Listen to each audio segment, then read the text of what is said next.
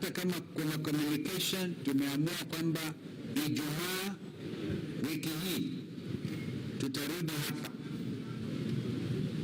Therefore, if you want to communicate the date of the next meeting, it should be before Friday.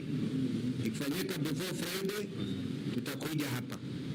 Kama ana communicate siku ingine, kwa sababu ya umuhimu wa jambo hili, mauaji ambayo yanazidi kutokea kutokana na excess use of police force, hatuwezi sisi tukavumilia kwa niaba ya wananchi wa Kenya ati mpaka mkuu wa polisi ataamua ni lini atakutana na viongozi ambao ni viongozi ambao wako wanaheshimika na Kenya nzima. Sisi tunazungumza kwa niaba ya Wakenya wote.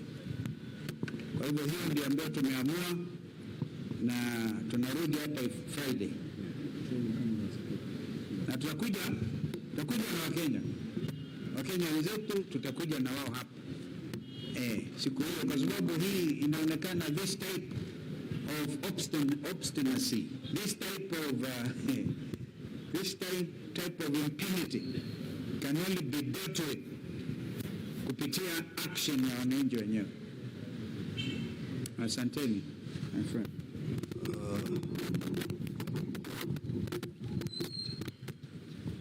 Ndugu Kalonzo Musyoka ameongea Kiswahili sanifu sana.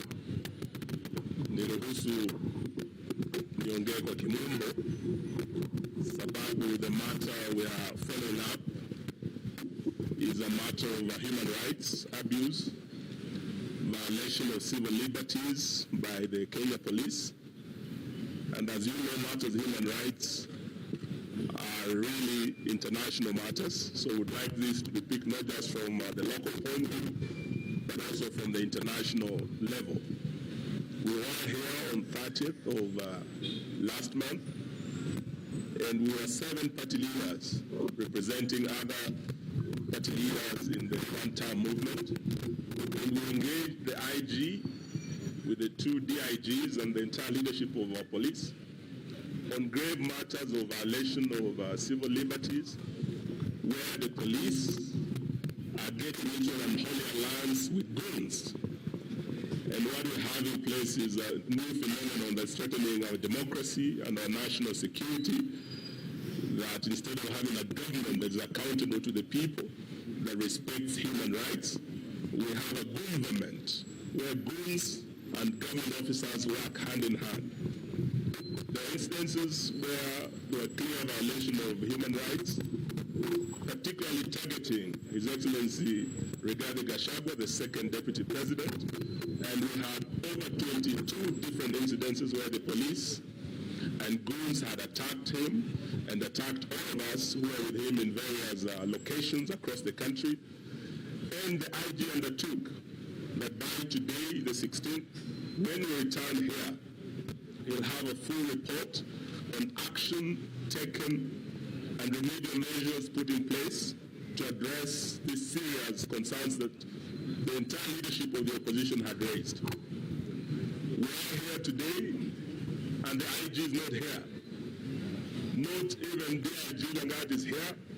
Not even DIG Masengeli is here. They are all taken up. We believe this is because of orders from above, where they have been told not to engage us. But this is an issue of accountability, so we are not going to relent. We have said we'll be back here again on Friday, and when we come, we expect none other than IG Kanja himself to be here to address the concerns we have raised. If he does not appear, we will still keep coming here every week until we hold accountable all those officers who have perpetrated these gross violations of human rights. Of greater concern is that since we are here, the police have continued doing what they said they would not do. IG Kanja himself undertook before all of us that he will make sure that the police remain apolitical, that the police will not be used with guns to disrupt meetings of the opposition or to injure any Kenyans. We know that soon after we left, the second deputy president, who is also the DCP party leader, went to Nyandarua. And as he was crossing into Naivasha to hold a rally at a place called Kinamba, again the police were used to erect roadblocks to block him from crossing from Nyandarua County into Nakuru County under the orders of you-know-who. Yesterday,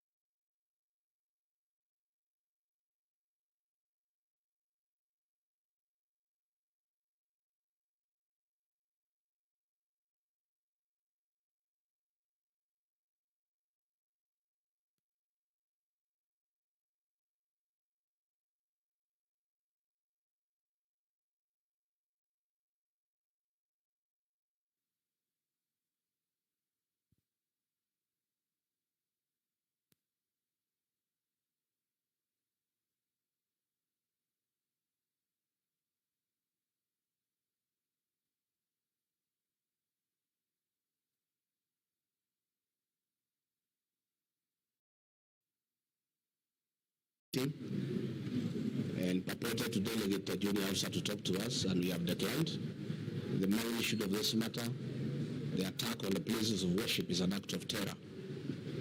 We cannot discuss with any other officer other than the AG himself, because he bears the greatest responsibility over security in our country. This meeting was scheduled by him. He did not even have the courtesy to tell us he will not be there, but he was instructed to take off shortly before we arrived.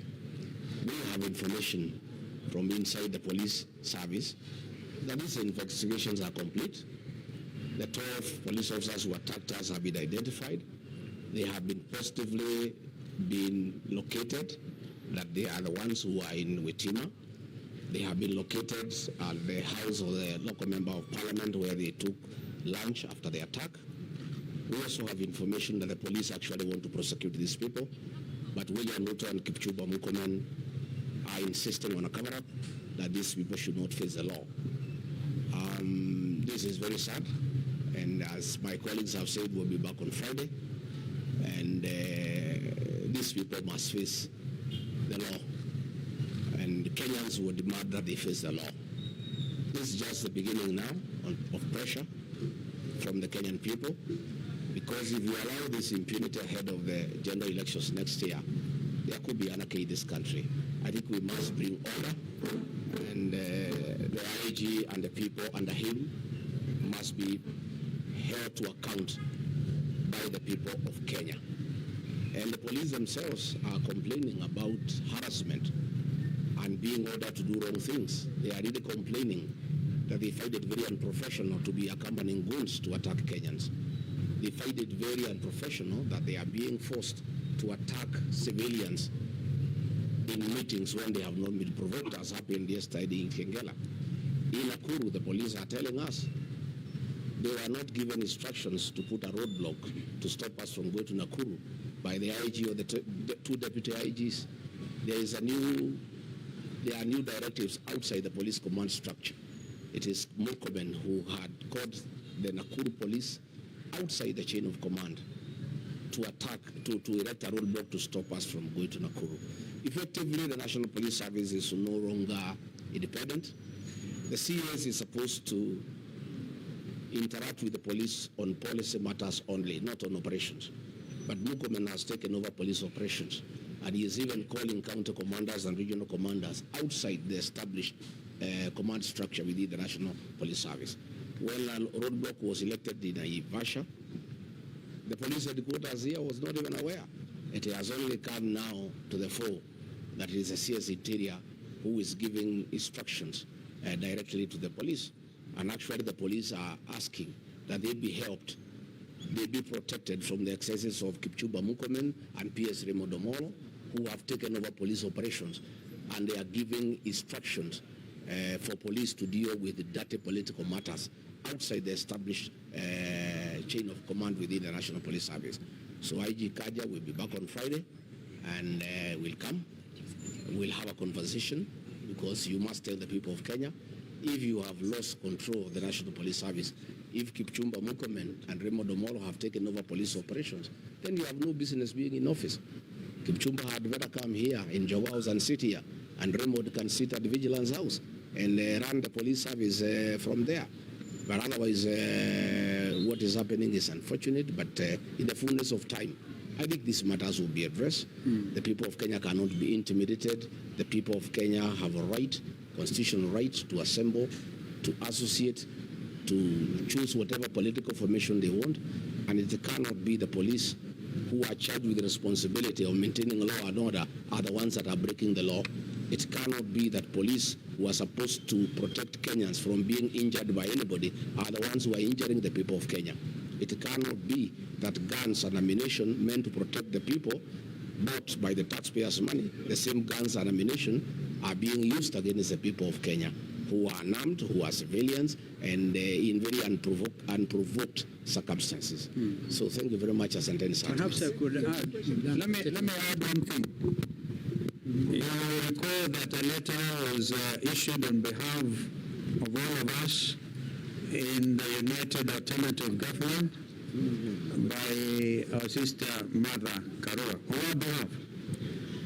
And it does, basically, if you look at the wording of that letter, it makes reference to the fact that we shall escalate this matter beyond our borders, because as Mheshimiwa Eugene has said,